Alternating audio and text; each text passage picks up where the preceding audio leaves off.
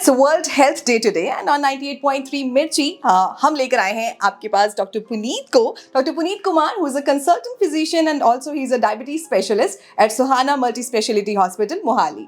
सो doctor Puneet, सबसे पहले एक जो सवाल मैं आपसे करना चाहती हूँ वो ये कि ये क्या एक मिथ है? बिकॉज एवरी टाइम मैं जब कुछ मीठा खा रही होती हूँ तो आसपास के लोग, खासतौर से जो पेरेंट्स होते हैं, वो ये कहने लगते हैं कि ज़्यादा मीठा मत खाया कर, डायबिटीज़ हो जाएगी, शुगर हो जाएगी.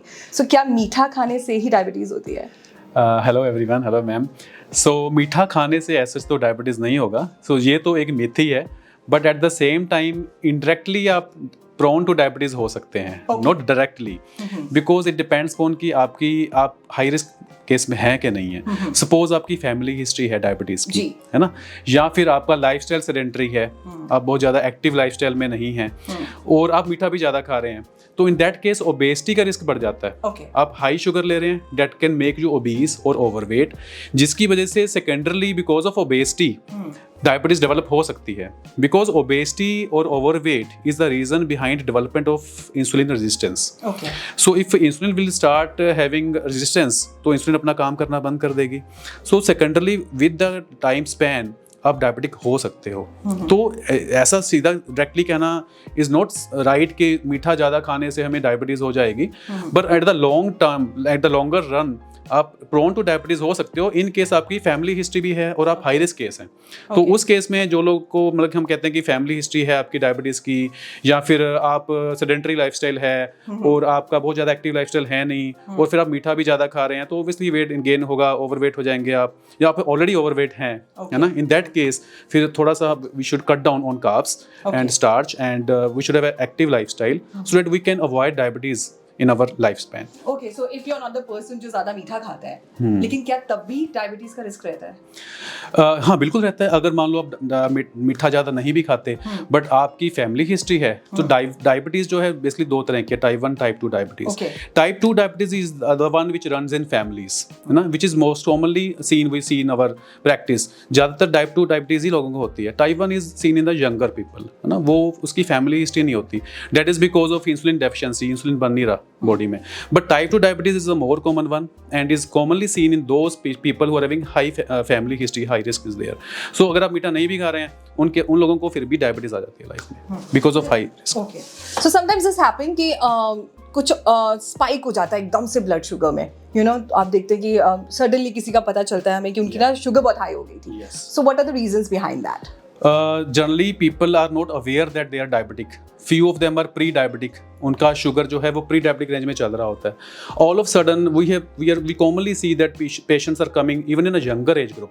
Younger age group में भी लोग हमारे पास आ रहे हैं और they are coming with very high HbA1c. उनका 3 मंथ्स का एवरेज शुगर, उनकी फास्टिंग शुगर, उनकी पोस्ट प्रिंडल शुगर तीनों ही हाई होती हैं, and they are even not aware कि उनका शुगर इतना ज़्यादा लेवल पर जा चुका है. So awareness is important.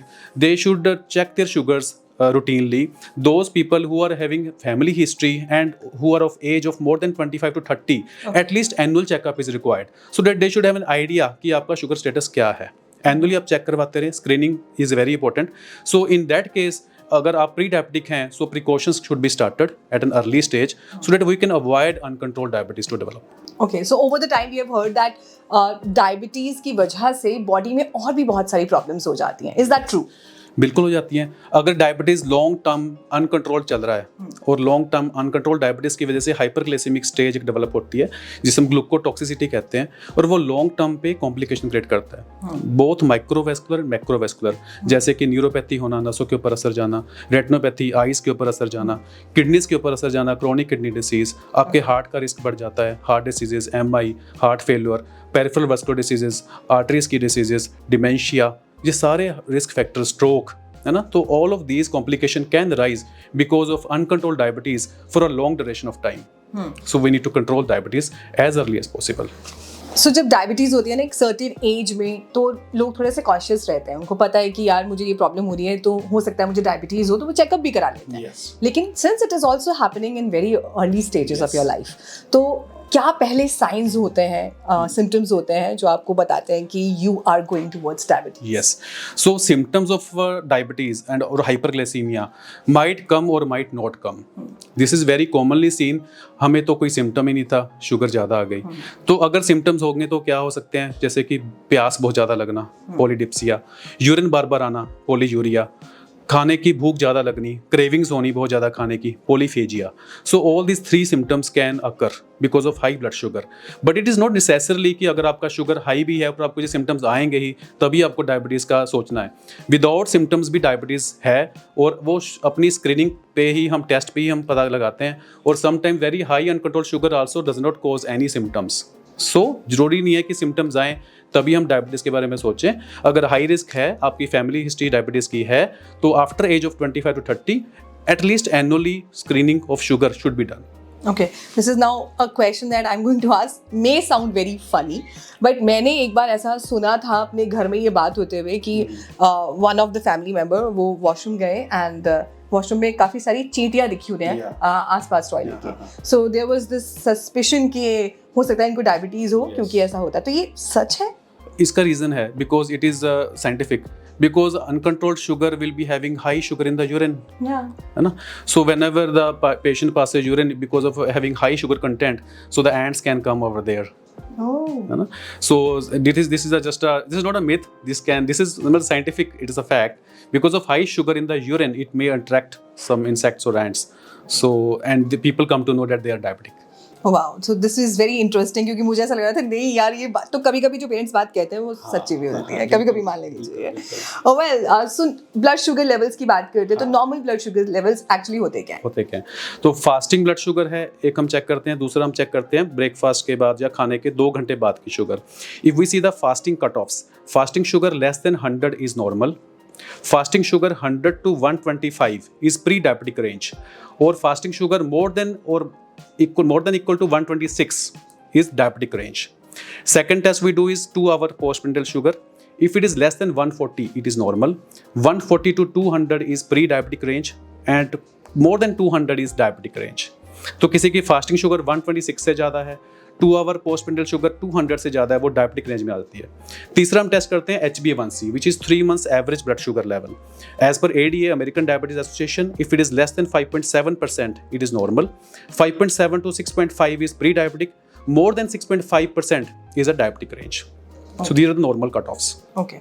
So क्योंकि शुगर को तो एक्चुअली सब पॉइजन ही कहता है, and this has also come from the celebrity point of view से अगर हम बात करते हैं तो बॉलीवुड में भी बहुत की बात हो रही है, हॉलीवुड में बात हो रही है, लोग बहुत कॉन्शियस हो गए हैं also because physically they want to look good, and sugar का इन्वॉल्वमेंट अब लोगों की डाइट में नहीं है ज़्यादा। लेकिन आर्टिफिशियल स्वीटनर्स जो हैं या शुगर फ्रीज जो हैं, they have come into the picture. So do you think कि they are good alternatives to sugar? First of all, I would say that patients should stick to a diabetic diet. Means they should cut off all the carbs in their diet. They should have a very active lifestyle. They should having a low salt and low sugar kind of diet, which could be high in protein but low sugar and low salt, and physical activity is required. As far as artificial sweeteners are required, are there, then I would say a limited amount. Anything in excess is bad. So this stevia is there. We have artificial sweeteners with us. A limited amount they can, for the taste purpose, they want to take. They want to put some stevia in their tea or coffee. They can put once or twice a day, but not like that. We are taking every time. We are putting some sweeteners in our diet. So into anything to a limited amount can be taken. It doesn't cause any risk. But still, I would say that strictly to cutting the carbs in your diet, and the physical activity should be there in your lifestyle. And you should check your sugars regularly, and you should consult your doctors regularly. That is the key behind controlling the sugars and the epidemic of diabetes. Okay, बच्चों के point of view से भी बात कर लेते हैं, because I have now seen parents जो अपने बच्चों को बिल्कुल मीठा नहीं दे रहे हैं. So is that a right practice? मीठा बच्चों को नहीं दे रहे हैं, उसके बहुत सारे रीजंस हैं. Nowadays we are seeing a lot of hyper activity in the children, the problems of this autism, this hyper activity, attention deficit, attention span is very less. So sugar makes you more active. When you eat sugar, suppose you are not eating sugar, you feel very low. We say, okay, take some coffee, take some sweets. So sugar make them active, and sometimes few of the child are very hyperactive. So as to reduce that hyperactivity, sugar should be cut down. Of course, all those candies or chocolates we always avoid to protect our gums and teeth. So in children, I would say, okay, a normal amount of sugar can be given, and children do like these candies. But giving excessive sugar is also very harmful. It can make the child hyperactive. Even it can increase the problem of obesity in the children. Children are also getting overweight, so that would create problems in the lifespan in the laterhood. So I would say that sugar in a moderate amount should be given to the children, but excessive sugar is always harmful even in the children, I would say. चलिए एक second के लिए आप भूल जाइए कि आप doctor नहीं हैं और डायबिटीज के डॉक्टर नहीं हैं. मुझे बताइए आपकी फेवरेट स्वीट है क्या? मेरी favorite sweet is gulab jamun. I would like to have it whenever I go outside, and whenever I go to some restaurant and post dinner, I would also like to have some gulab jamun, and of course I do like it. Yeah, so he does like it, but he does all the other stuff also. He knows है ना कि कितने limit में खाना है. कितना limit में खाना है और कितना खाना है और कितना frequently खाना है ना? That is also very important. Okay, so that was wonderful talking to you. तो आपकी बात सुनकर मुझे ऐसा लग रहा है the only kind of sweet that nowadays we can have is the sweet words. मीठा बोलो बस. We are also very lacking. We are lacking in that, and there is a lot of these opposite things going on. We should be more loving, caring, and sweet. That's much required in our lifetime. Yeah, so that's I think great lesson. Thank you, Dr. Puneet. Thank you so much. And this was all. And I think बस यही lesson हमने आज सीखा है. Thank you so much. Thank you so much.